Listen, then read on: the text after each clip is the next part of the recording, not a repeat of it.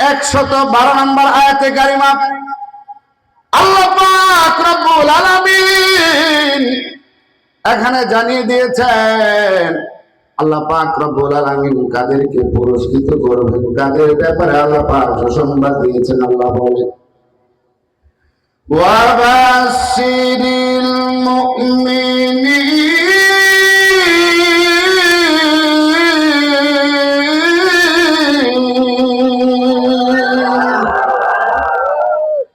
আল্লাহ সুবহানাহু ওয়া তাআলা বলেন, ওগো পয়গম্বর আপনি মুমিনদেরকে সুসংবাদ দিয়ে দেন।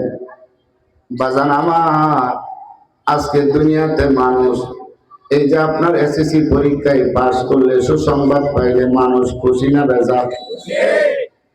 দুনিয়াতে যত রকমের সুসংবাদ হয়, সুসংবাদটা আসতে দেরি হয়, লোকটা খুশি হয়ে যায়।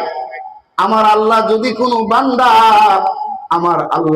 কোনো বান্দিরে বলে, এই ইমানদারের দল তোমরা সুসংবাদ প্রাপ্ত, তোমরা জান্নাতি, থেকে খুশির সংবাদ আর পৃথিবীতে হতে পারে না। কথা বলেন ঠিক কিনা?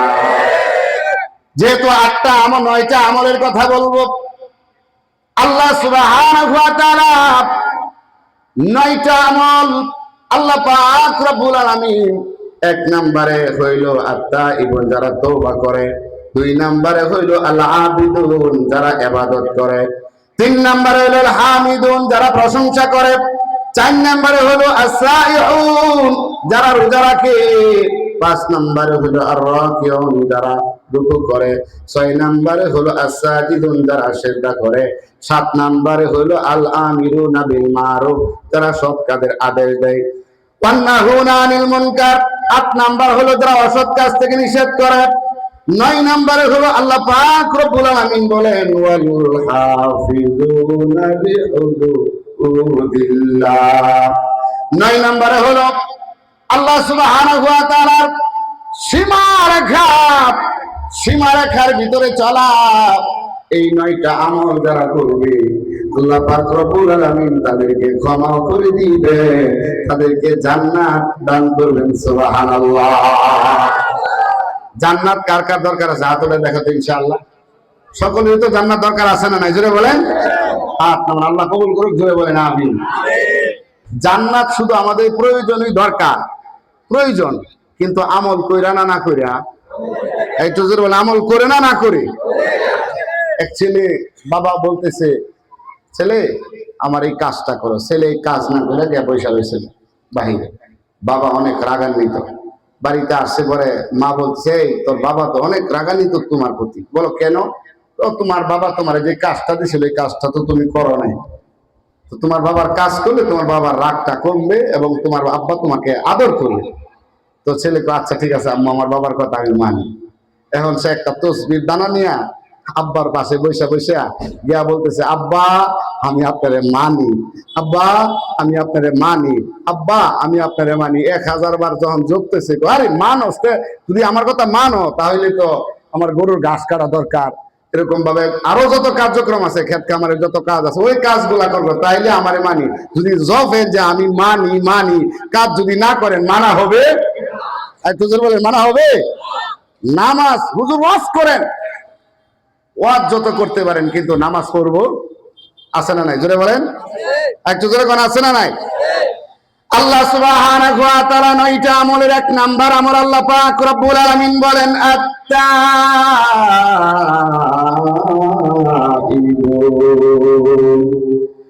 1 নাম্বার আমল আল্লাহ সুবহানাহু ওয়া তাআলা বলেন, যারা তওবা করবে। তওবা শব্দের শাব্দিক অর্থ হইল অনুশোচনা হওয়া। তওবা শব্দের অর্থ হইল ফিরে আসা। তওবা শব্দের অর্থ হইল অনুতপ্ত হওয়া। তওবা মানে হইল নিজের কৃত গুনাহের উপরে শর্মিন্দা হওয়া। বাজার আমার, খুব দিল দিয়া কথাগুলো বোঝার চেষ্টা করবেন। একটা লোক জীবন ভরা গুনাহ করেছে, জীবন ভরা পাপ করেছে।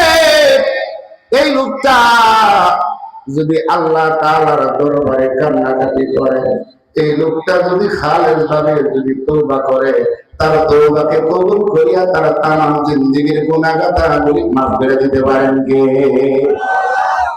তাইলে আমরা মানুষ, আদম সন্তান, আমাদের ভুল হয়ে যেতে পারে, শয়তানের কুমন্ত্রণায় পড়ে, শয়তানের কুপ্রচারণায় পড়ে আমরা যদি গুনাহ করে ফেলি, মুহূর্তের ভিতরে তওবা করলে আপনি আমার তওবাকে কবুল করনেওয়ালাকে জোরে কর। আল্লাহ সুবহানাহু ওয়া তাআলা বলেন, ইন্নাল্লাহা ইউহিব্বুত তাওয়াবিনা ওয়া ইউহিব্বুল মুতাতাহহিরিন।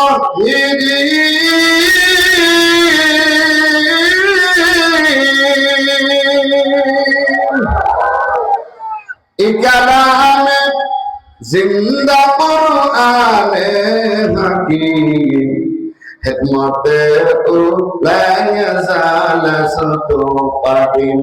এই কালামে জিন্দা কুরআনে হাকিম, হিকমতে ও লা ইয়াজাল সাতু কাদিম।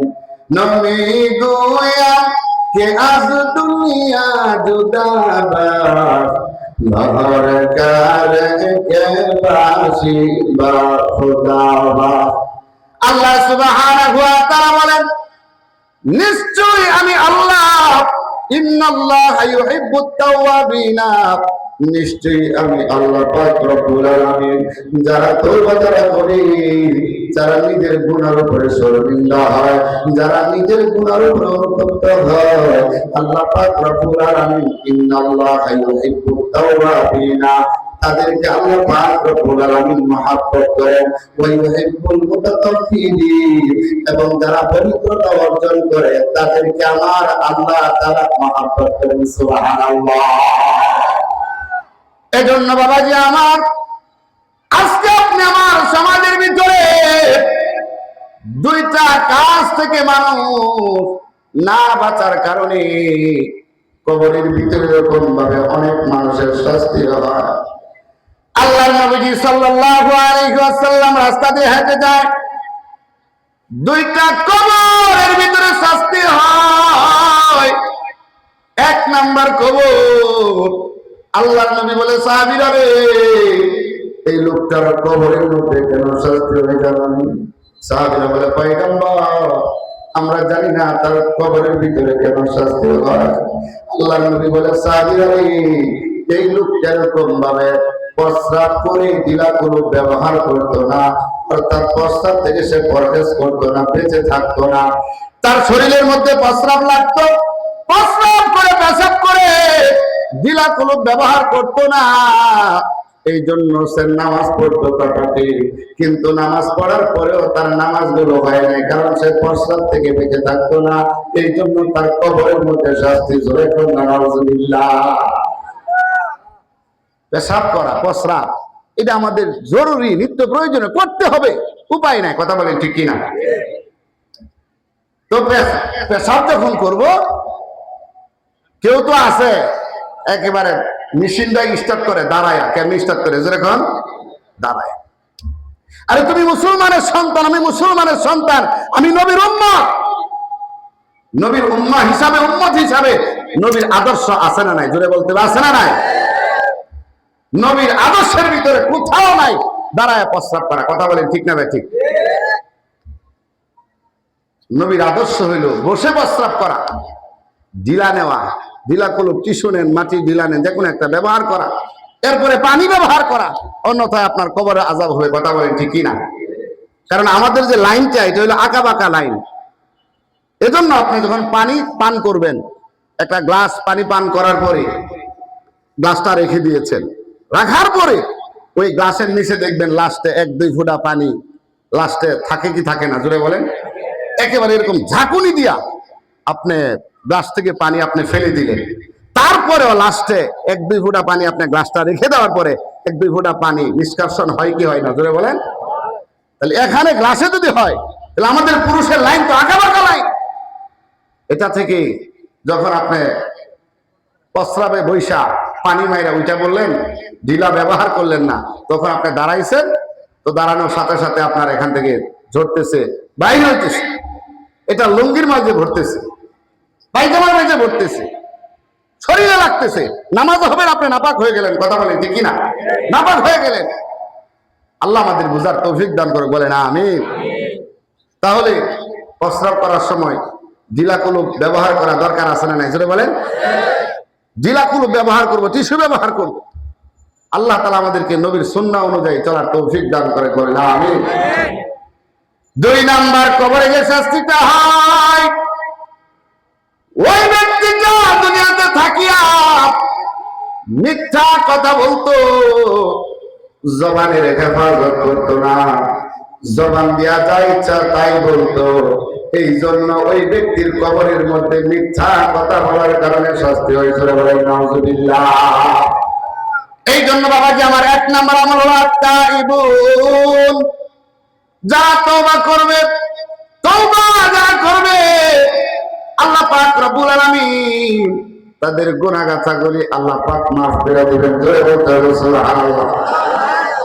আল্লাহ সুবহানাহু ওয়া তাআলা বলেন, ইয়া আইয়ুহাল্লাযীনা আমানু তুবু ইলাল্লাহি তাওবাতান নাসুহা।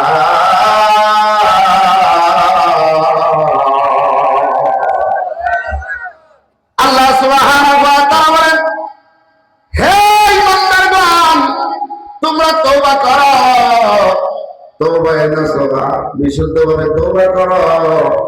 ওগো আল্লাহ, আমি জীবনে যত পাপ করেছি, জীবনে যত অন্যায় করেছি, ওগো আল্লাহ আপনি আমাকে মাফ করে দেন। আপনি আমার তামাম জিন্দেগীর গুনাহগাতাগুলি মাফ করার মালিককে জোরে কর। তাইলে গুনাহ হয়ে যেতে পারে, শয়তানের কুমন্ত্রণায় গুনাহ হয়ে যেতে পারে। গুনাহ যখন হয়ে যাবে, সাথে সাথে যখন আমরা তওবা করব, আপনাকে আমাকে সকলকে আমার আল্লাহ সুবহানাহু ওয়া তাআলা মাফ করে দিবেন। কথা বলেন ঠিক কি না? এজন্য আমার মা বোনরা, জীবনে অনেক গুনাহ হয়েছে, আমরা জীবনে অনেক পাপ করেছি, জীবনে অনেক গুনাহ হয়েছে, জিনার গুনাহ, বিভিন্ন প্রকারের গুনাহ হয়ে যেতে পারে। যদি যত বড় গুনাহগার হন না কেন, আপনি যখন খালেস ভাবে তওবা করবেন, আল্লাহ সুবহানাহু ওয়া তাআলা আপনাকে মাফ করে দিবেন। এমন 7 প্রকার নারী আছে, যেই 7 প্রকার নারী বিনা হিসাবে জাহান্নামী। জোরে বলতে হবে নাউজুবিল্লাহ। এমন 7 প্রকার নারী আছে, যেই সমস্ত নারীদের কোনো হিসাব হবে না বাবাজি আমার। ওলামায়ে কেরাম লিখেছেন, ওই নারীগুলো বিনা হিসাবে এরকম ভাবে জাহান্নামী হয়ে যাবে। এই 7 প্রকার নারীর মধ্যে 1 নাম্বার হলো, যে নারী তার সৌন্দর্যকে প্রকাশ করে, যে নারী তার রূপ লাবণ্যতাকে প্রকাশ করে, সৌন্দর্যতাকে প্রকাশ করে। 2 নাম্বার হলো, যে নারী এরকম ভাবে গীবত করে। 3 নাম্বার হইল স্বামীর অবাধ্য। 4 নাম্বার হইল, যে মহিলা জাদুকরের শরণাপন্ন হয়। 5 নাম্বার হলো, যে মহিলা এরকম ভাবে অশ্লীলতায় লিপ্ত হয়। 6 নাম্বার হলো, যে মহিলা মিথ্যা কথা বলে। 7 নাম্বার হলো, যে মহিলা এরকম ভাবে নামাজ বের করে। এই 7 প্রকার নারী এরকম ভাবে তার বিনা হিসাবে জাহান্নামে যাবে। জোরে বলেন নাউজুবিল্লাহ। 7 প্রকার নারী তারা বিনা হিসাবে তারা জাহান্নামে যাবে, নাউজুবিল্লাহ। আল্লাহ তাআলা আমাদের নরনারীদেরকে এই 7 প্রকারের গুনাহ থেকে হেফাজত করুক। জোরে বলেন আমিন। তাহলে আল্লাহর নবী বলেন, আত-তাইবু মিনাদ দামবি কামা লা দামবা লাহু। আল্লাহর হাবিব বলে, হে উম্মতের দল, গুনাহগার ব্যক্তি যখন তওবা করলো, তওবা করার পর এরকম ভাবে ওই ব্যক্তি তওবাটা আল্লাহ সুবহানাহু ওয়া তাআলা এমন ভাবে কবুল করে নেয়, তার জিন্দেগিতে মনে হয় আর সে কোনো গুনাহ করছে না। বলে মাফ করেন, সুবহানাল্লাহ। তাইলে 1 নাম্বার আমল, তওবা করব। তওবা কে কে করব? হাত তুলে দেখেন ইনশাআল্লাহ। আল্লাহ কবুল করুক, বলেন আমিন। এক লোক রাস্তা দিয়া মুসা নবী আল্লাহকে ডাকতে বলে, আল্লাহ সবচেয়ে থেকে একজন ভালো একজন লোক দেখতে চাই, সবচেয়ে একজন খারাপ লোক দেখতে চাই। বলে ওই রাস্তার দাঁড়ায় থাকো। রাস্তা দিয়া যাচ্ছে, ও আল্লাহ এটা খারাপ লোক, আচ্ছা ঠিক আছে। কিছুক্ষণ পর আল্লাহকে ডাকতে বলে, আল্লাহ সবচেয়ে থেকে একজন ভালো লোক দেখতে চাই। তো বলে ওখানে দাঁড়ায় থাকবে দেখবা। তো যেই লোকটা খারাপ লোক আগে এই রাস্তা দিয়ে যাচ্ছিল, কিছুক্ষণ পর আবার ওই লোকটা এই রাস্তা দিয়ে আসতেছে। মুসা পয়গম্বর আল্লাহকে ডাক দিয়ে বলে, আল্লাহ, যেই লোকটা কিছুক্ষণ পূর্বে সবচেয়ে থেকে নিকৃষ্ট খারাপ লোক, এখন দিয়ে আবার ওই লোকটাই এই রাস্তা দিয়ে আসতেছে। আল্লাহ ডাকতে বলে, মুসারে, এই লোকটাই কিছুক্ষণ পূর্বে একেবারে নিকৃষ্ট ছিল, একেবারে খারাপ ছিল, এখন এমন তওবা করছে আল্লাহর আকাশের নিচে জমিনের উপরে, এই লোকটাই সবচেয়ে থেকে উত্তম করে। সুবহানাল্লাহ। তাই এক নাম্বার আমল হলো তওবা করা। আল্লাহ পাক রব্বুল আলামিন কোরআনে কারীমের ভিতরে এরপর আল্লাহ পাক রব্বুল আলামিন বলতেছেন, আত-তাইবুনাল আবিদুন।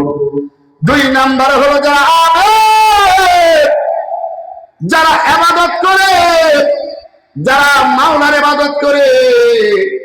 বাবাজি, আমার এই পুরা পৃথিবীতে যা কিছু বলেন না কেন, আকাশ বলেন, জমিন বলেন, গ্রহ চন্দ্র যা কিছু আছে বাবা, এই পুরা পৃথিবীর সব কিছু আপনি আমার জন্য বানিয়েছেন, আপনি আমার খেদমতের জন্য বানিয়েছেন। আর আপনাকে আমাকে আল্লাহ সুবহানাহু ওয়া তাআলা একমাত্র বানিয়েছেন কার জন্য? জোরে কর, জোরে বলেন না, কার জন্য? আল্লাহ পাক রব্বুল আলামিন বলেন, قل إن صلاتي ونسكي ومحياي ومماتي لله رب العالمين।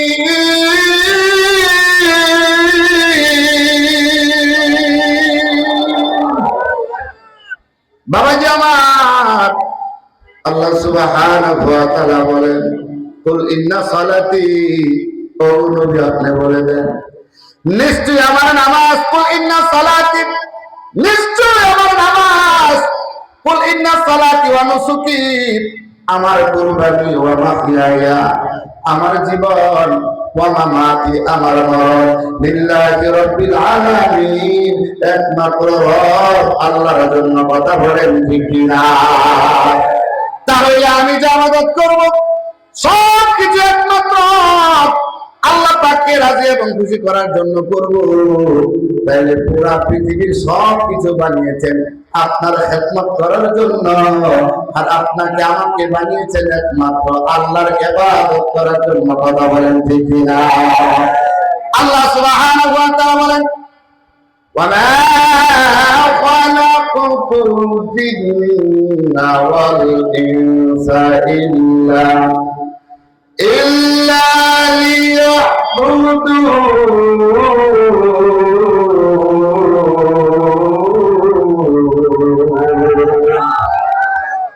আল্লাহ সুবহানাহু ওয়া তাআলা বলেন, ও পৃথিবীর মানুষ, ওয়ামা খালাকতুল জিন্না ওয়াল ইনসা, আমি আল্লাহ জিন এবং ইনসানকে কেবলমাত্র আমি আল্লাহর দাসত্ব, আমি আল্লাহর গোলামি, আমি আল্লাহর ইবাদত করার জন্য জিন এবং ইনসানকে আমি আল্লাহ তাআলা সৃষ্টি করেছি। কথা বলেন ঠিক কি না? এক লোক ছেলের অনেক কষ্ট করে বিদেশ পাঠাইছে। কোথায় পাঠাইছে? জোরে বলেন। বিদেশ পাঠানোর পরে ছেলে, এখন তো মোবাইল, বিকাশ, রকেট ব্যাংক, ইসলামী ব্যাংক, কত রকমের ব্যাংক আছে না নাই? জোরে বলেন। পূর্বেকার জমানায় কিন্তু এত ব্যাংক ট্যাঙ্ক ছিল। টাকা কার মাধ্যমে আসতো বলতে পারবেন? পিয়ন, যারা বলেন কার মাধ্যমে আসতো? পিয়নের মাধ্যমে টাকা আসতো। তো পিয়ন টাকা নিয়ে আসতো। তো প্রতি মাসে মাসে পিয়নে টাকা নিয়ে আসতেছে, প্রতি মাসে মাসে পিয়নে টাকা নিয়ে আসে। ছেলের বাবা ডাক দিয়ে বলে, ছেলের বাবা বলতেছে, বেবি সাহেব, ছেলের 5 লক্ষ টাকা খরচ করে বিদেশ পাঠাইছি, একটা টাকাও দেয় না, এমন ছেলের দরকার নাই। ওরে জিন্দগি ভরা আমি চিনি না, ওরে কোনোদিন দেখছি না। প্রতি মাসে মাসে 50,000 দেয়। গরুর গোস্ত, মুরগির গোস্ত ইচ্ছা মতে খাওয়াও। কি খাও? জোরে খাও, ইচ্ছা মতে খাওয়াও। আচ্ছা বলেন দেখি, পিয়নের যদি ছেলে যদি বিদেশ টাকা না পাঠায়, পিয়নের বাবার ক্ষমতা আছে টাকা দেওয়া? তো জোরে বলেন, বাবার ক্ষমতা আছে? কোনোদিন ক্ষমতা নাই। আরে রিজিক দেওয়ার মালিক তো আল্লাহ, আপনার ইজ্জতের মালিক তো আল্লাহ, সম্মানের মালিক তো আল্লাহ, সবকিছুর মালিক আল্লাহ।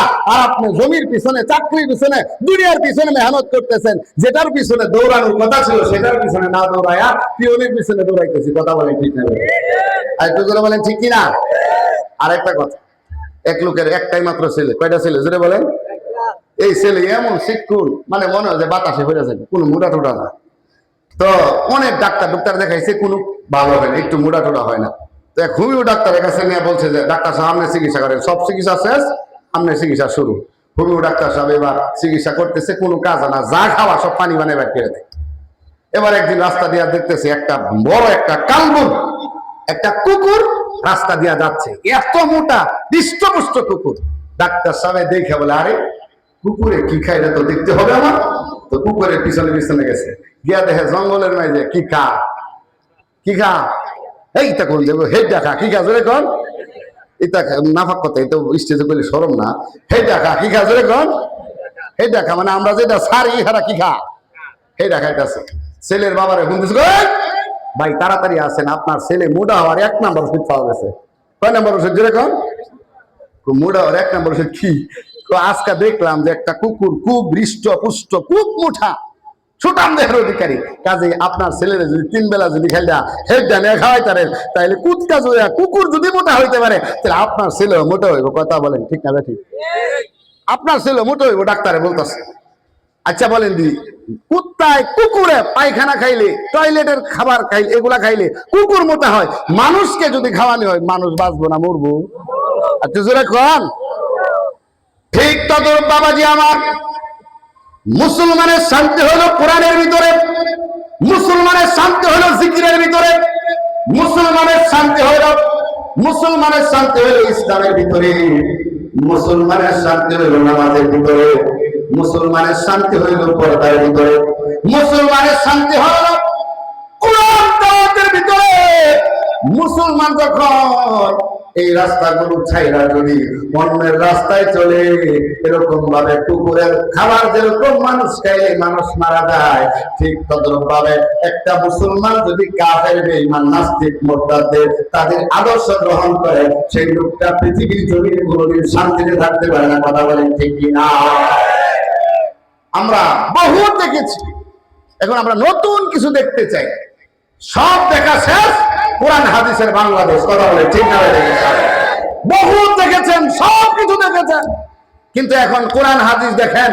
ইনশাআল্লাহ কোরআন হাদিস দিয়া যদি রাষ্ট্র পরিচালনা হয়, দর্শন হবে না, বাংলাদেশের টাকা দিয়া বেগম পাড়ায় বাইরে হবে না। কথা বলে ঠিক না? এছাড়া যত কথাই বলেন বাবাজি, আরে আপনার গায়ের ভিতরে একটু গুবল লাগছে, কি লাগছে জোরে বলেন? চিন্তা করছেন যে এত দূরে গিয়া লাভ কি, আমার কাছে তো পানি আছে, এখন পেশাব কইরা ওইটা দিয়া দুইটাছে না, এটা বাড়বো না কমবো? আরে যেই লোক নিজেই মদ খায়, আরে যেই লোক নিজেই গাঁজা খায়, যেই লোক নিজেই সিগারেটের সাথে আপনার মধ্যে আছে, ঘুষখোরের মধ্যে লিপ্ত, সুদখোরের মধ্যে লিপ্ত, চাঁদাবাজির মধ্যে লিপ্ত, আর কিছু হলো, এই লোক দ্বারা সমাজ কোনোদিন পরিবর্তন হবে না। কথা বলে ঠিক না? সমাজ পরিবর্তন করতে হলে আমাদেরকে, আপনারা অনেক মানেন, ওই যে মানি আপনাদেরকে, আমাদের বয়ান শোনেন, ইমামতি করি, নামাজ পড়েন, আমাদের পিছনে অনেক মানেন, কিন্তু কোরআন দিয়া, ইসলামী রাষ্ট্র দিয়া, কোরআন দিয়া দেশ পরিচালনা হোক, এইটা আপনারা চান না। কথা কোন ঠিক না? ঠিক চান আপনারা? আল্লাহ কবুল করুক, জোরে কন আমিন। আবার রাজনীতির বয়ান হয়েছে নাকি? এটা কিছু কইছি নাকি? কোরআন ভিতরে সব সমস্যার সমাধান দিতে পারে। আর একটু জোরে বলেন, দিতে পারে? যত কথাই বলেন, বহুত কিছু দেখছেন, অনেক কিছু দেখছেন, এই করবে সেই করবে, কিন্তু আজও পর্যন্ত আমরা শান্তির মুখ দেখি নাই। শান্তি যদি পেতে চান তাহলে ওলামায়ে হক্কানি রাস্তায় আছেন, ইনশাআল্লাহ শান্তি আসবে। কথা বলেন ঠিক না? আল্লাহ কবুল করুন, বলেন আমিন।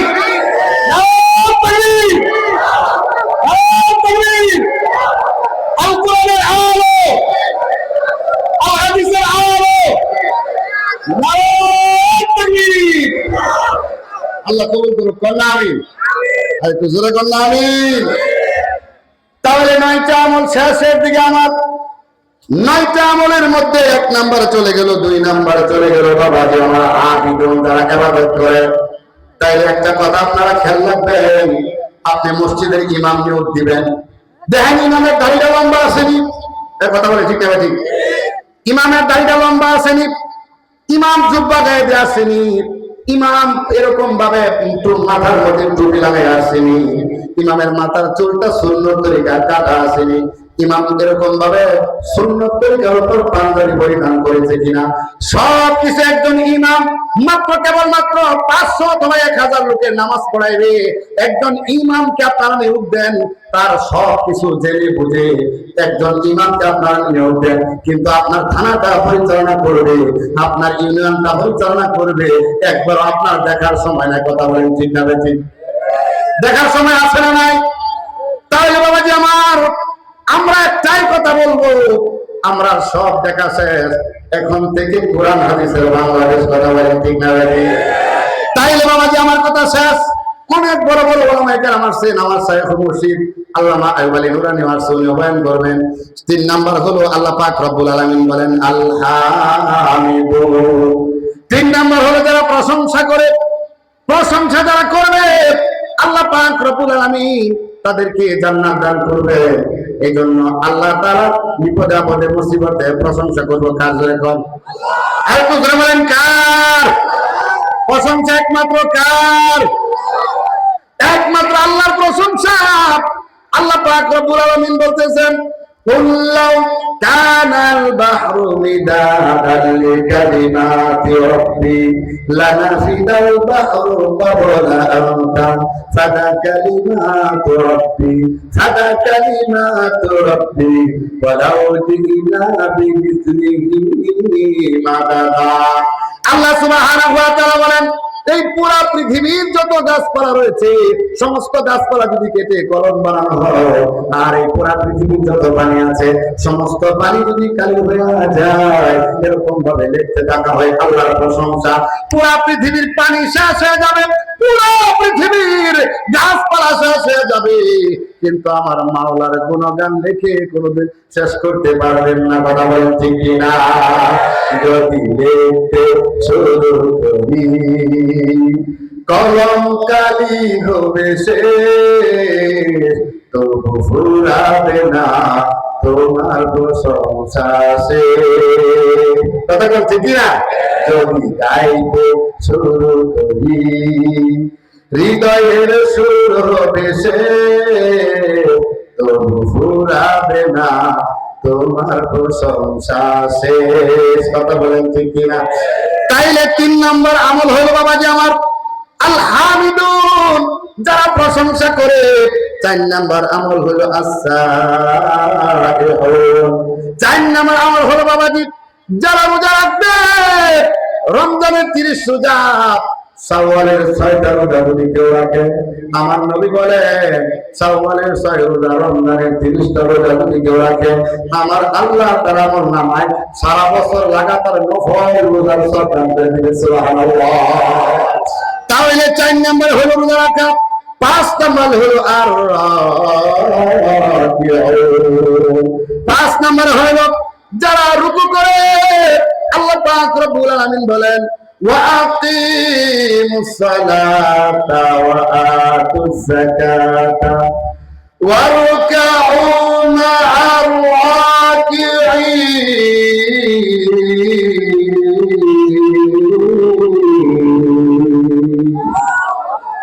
আল্লাহ পাক রব্বুল আলামিন বলেন যারা নামাজ আদায় করে এবং যারা যাকাত দেয় এবং যারা রুকুকারীদের সাথে রুকু করে, তাইলে 5 নাম্বার হইল, 4 নাম্বারে হইল, 5 নাম্বারে হইল আপনার রুকু আদায় করা, রুকু দেওয়া। বাজার আমরা যখন রুকুতে যাই, আমরা রুকুতে যাই নামাজের ভিতরে আমরা কি করি? সুবহান রাব্বিয়াল আযীম। রুকুতে যায় বলি সুবহান রাব্বিয়াল আযীম, রুকু থেকে উঠা বলি সামি আল্লাহু লিমান হামিদা। আবার রুকু করা সিজদাতে যায় বলি সুবহান রাব্বিয়াল দাঁড়ায় বলছি রব আমার আল্লাহ, সিজদাতে গিয়ে বলছি রব আমার আল্লাহ, রুকুতে গিয়ে বলছি রব আমার আল্লাহ, দাঁড়ায় বলছেন রব আল্লাহ, সিজদাতে গিয়ে বলছেন রব আল্লাহ, রুকুতে গিয়ে বলছেন রব আল্লাহ। যখন কবরে নেওয়ার পরে জিজ্ঞাসা করবে আমার রব্বুকা ওমান দীনুকা ওমান নবিয়ুকা, তোমার রবকে, তোমার নবীকে, তোমার দিন কি, আপনি দাঁড়ায় বলছেন রব আমার আল্লাহ, সিজদাতে গিয়ে বলছেন রব আমার আল্লাহ, রুকুতে গিয়ে বলছেন রব আমার আল্লাহ, সেখানে মুখ দিয়ে বের হয়ে আসবে রব আমার একমাত্র আল্লাহ। জোরে বলেন আল্লাহু আকবার। সেদিন যারা নামাজ পড়বে না, রব মুখ দিয়া বের হবে। তাইলে 5 নাম্বার হলো যারা রুকু আদায় করে, 6 নম্বর আল্লাহ পাক রব্বুল আলামিন বলেন আস-সাজিদুন,